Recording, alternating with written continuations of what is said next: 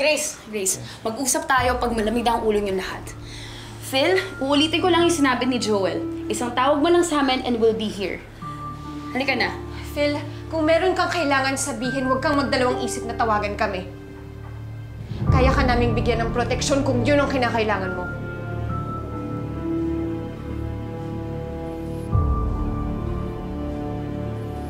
Kinakausap ka ni Grace, oh. Sagot. Miss Grace, tatawag na lang ako sa inyo pag kailangan ko ng tulong niya.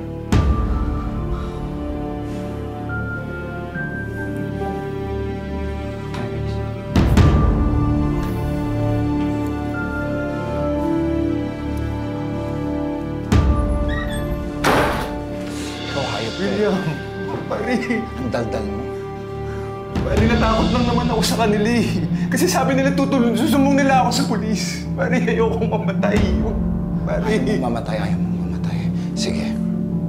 Leave the country. Disappear. Mawala ka. I don't want to see you. I don't want to hear from you again. If I do, papatayin kita. Do you understand? Oo, pare. Pare, pasensya na.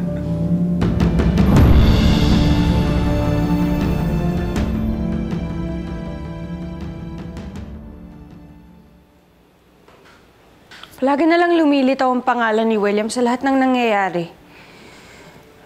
Sa kaso ko, may connection siya kay Marcos.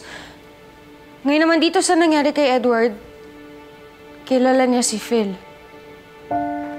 Pushers and users kasi. Diana.